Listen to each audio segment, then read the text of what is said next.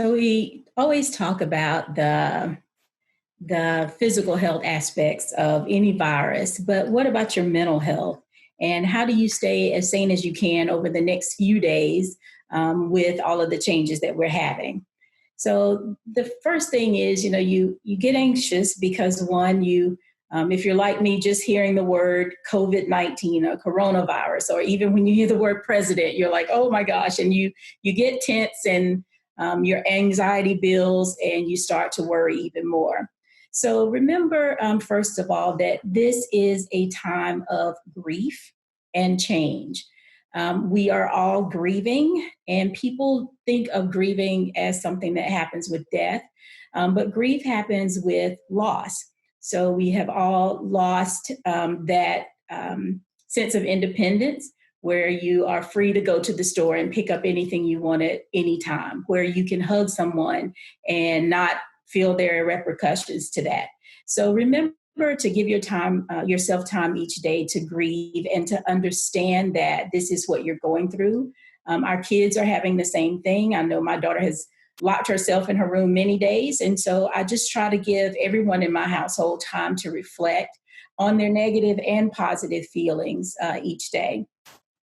The other is to remember that this is likely your new normal, at least for the next few weeks. Hopefully and prayerfully it won't be, but we do need to take into consideration that this is going to be a new normal, and that change is difficult for anyone, whether it is changing jobs, changing your home, but now you've been asked to change your whole lifestyle. And that's a lot for one person to take in at one moment. So give yourself time to recognize that you are grieving and that you are in a part of change. So how do you find your balance? Well, turn off that TV. You worry when you watch too much TV, and then you worry when you don't have enough TV. So I encourage you to limit your time watching TV or news radio each day. Choose the same time each day to watch it. From what happens in the morning to what happens at night has not changed.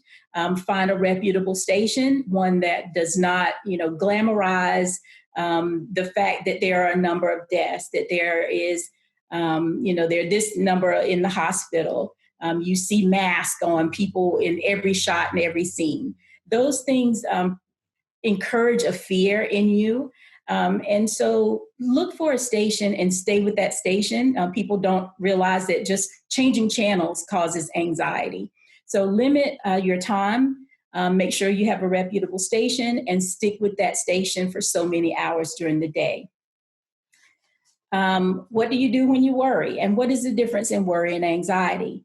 We all worry. We all have anxiety. Worry is a good thing. Anxiety is a bad thing. But the difference is when you worry, it is more of a mental piece. When you have anxiety, it is not only mental, but it is physical. There's no diagnosis for worry disorder, but there is anxiety disorder. So worrying can help you plan. You worry about being infected. So you plan to wash your hands each time you touch something. You worry that there's not enough food on the shelf. So you plan the week before for what you're going to order.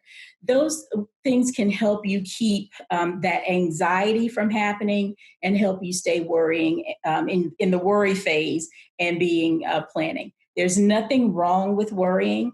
It becomes an issue and a concern when it spirals. Plan now.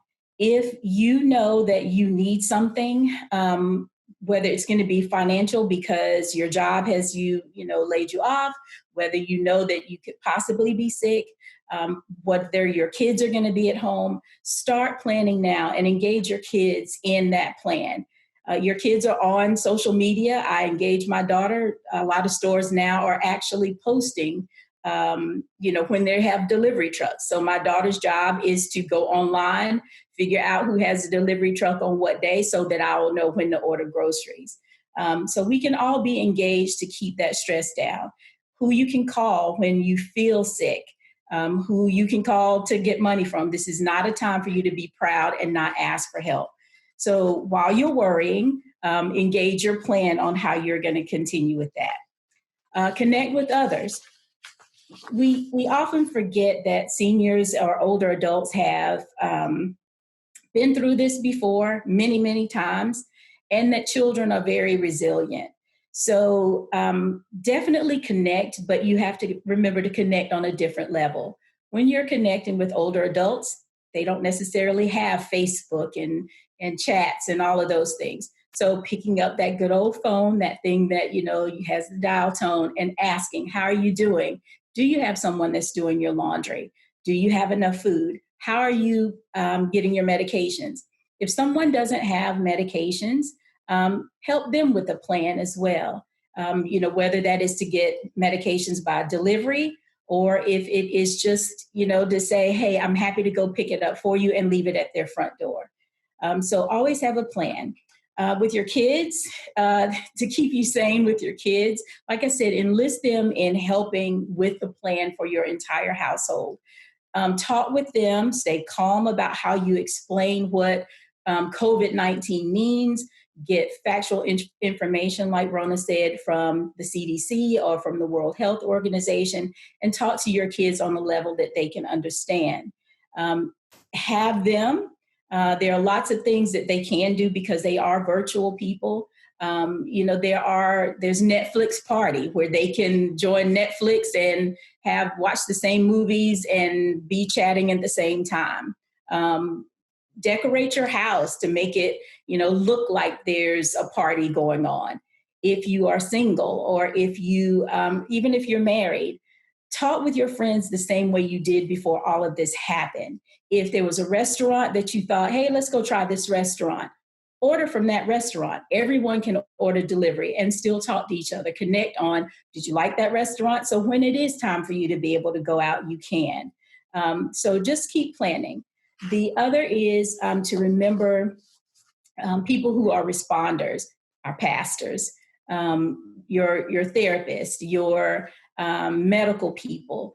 Remember that their stress is very real. They suffer, or we suffer, a secondary traumatic stress. So sometimes as a responder, you don't always take time for yourself, and you should. It's okay to say no. It's okay to wind down. And then I always say to my clients, I have to put my oxygen mask on first before I can save you. So I think that's everyone at this point right now. Just a few things that I think that you can do, everyone in the house, to help you stay a little sane. There are lots of virtual tours. There are, even tours of Mars that you can go on. Like I said, the Netflix parties, virtual operas, learn a new language, learn some basic phrases in a new language, read your book, read the Bible. Always stay positive. Order your Easter items now because it is coming, and remember that we can talk about what that day is truly about and not just the Easter egg hunt. But plan, even if you are having an Easter egg hunt, start planning and ordering those items now.